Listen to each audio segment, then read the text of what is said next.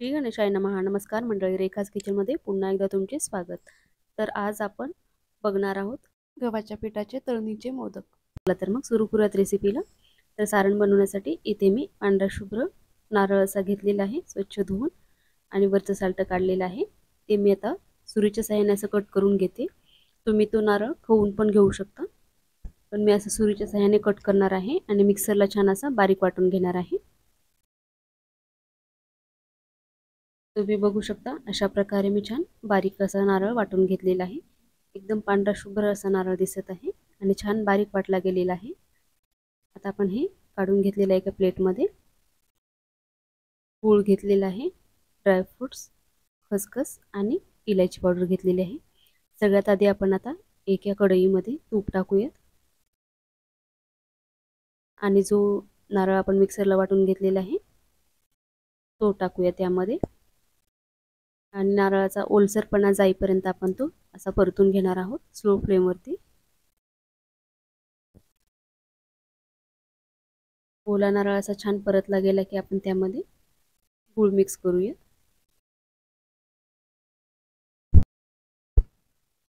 तर आता आपण नारळातला ओलसरपणा घालवलेला आहे. आता आपण त्यामध्ये गूळ टाकूयात आणि गूळ पण चांगल्या प्रकारे असा मिक्स करून घेऊया.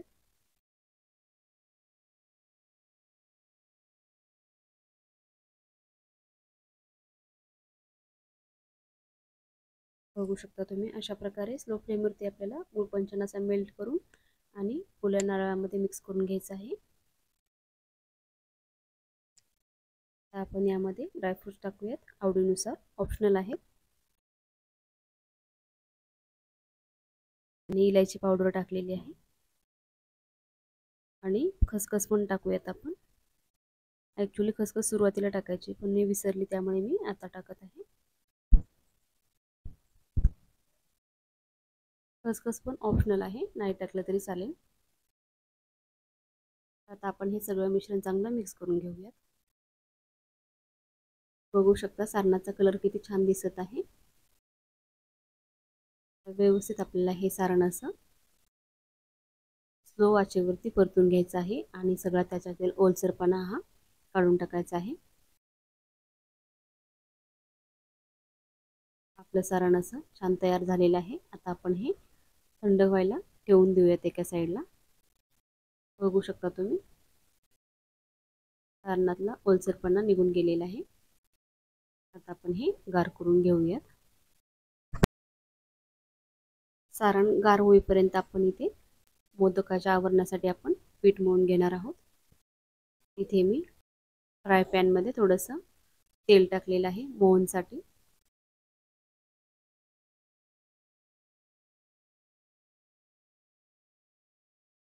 तेल चांगलं कडकडीत गरम झालेलं आहे.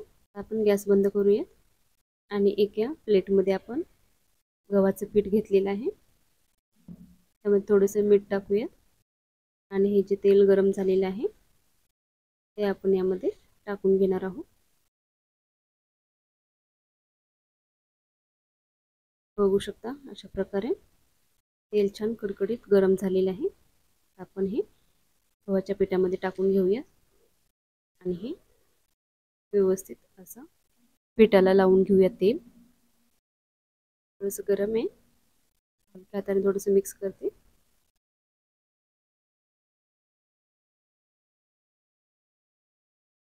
अशा प्रकारे हे पिठाला लावून घेतलेलं आहे. तेल चांगलं असं पिठाला लागलेलं आहे, बघू शकता. आता आपण अशा प्रकारे थोडं थोडं पाणी टाकून पीठ चांगलं मळून घेऊयात.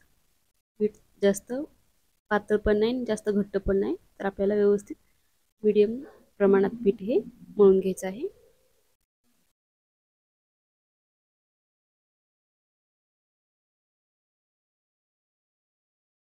अगदी थोडं थोडं पाणी टाकून आपण हे पीठ मळून घेणार आहोत.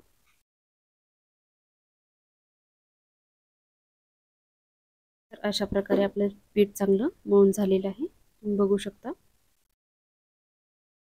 अशा प्रमाणात आपल्याला पीठ मळून घ्यायचं आहे. इतपत घट्ट आपल्याला पीठ हे मळून घ्यायचं आहे.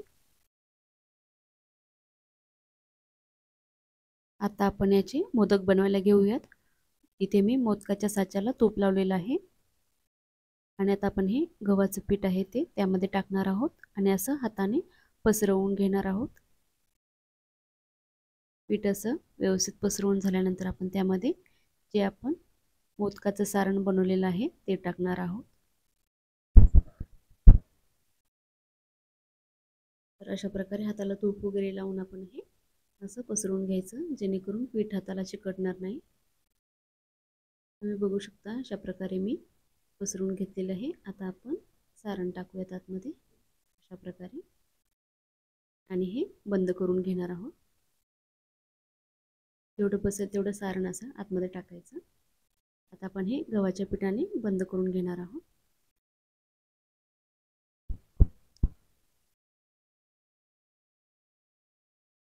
तर अशा प्रकारे आपण हे बंद करून घेतलेलं आहे. आता हे हलकंसं असं प्रेस करायचं आणि एका साईडने असं हलकत काढून घ्यायचं. अशा प्रकारे तुम्ही बघू शकता आपला मस्त असा हा गव्हाच्या पिठाचा तळणीचा मोदक तयार झालेला आहे. तर मी अशा प्रकारे सगळे मोदक असे बनवून घेते. तर सगळे मोदक आपले बनवून झालेले आहेत. आता आपण हे तेलामध्ये तळून घेऊया. तेल पण चांगलं गरम झालेलं आहे. सुरुवातीला मी 1-2 मोदक सोडते, म्हणजे तेल व्यवस्थित गरम झाले की नाही ते अंदाजा येईल. नाहीतर सगळे मोदक जर आपण ॲट अ टाईम टाकले तर ते आपळल्यासारखे होतात, जेव्हा तेल गरम झालं नसेल तेव्हा. तर आता तेल गरम चांगलं झालेलं आहे, त्यामुळे मोदक छान तळले जात आहे आणि हे आपल्याला स्लो फ्लेमवरती छान असे तळून घ्यायचे आहे, कारण गव्हाचं पीठ कच्चं राहता कामा नये त्यासाठी. तर अशा प्रकारे हे छान असे ब्राऊन तळले गेलेले आहे. तुम्ही बघू शकता आलटून पलटून आपण हे छान मोदक तळून घेतलेले आहेत.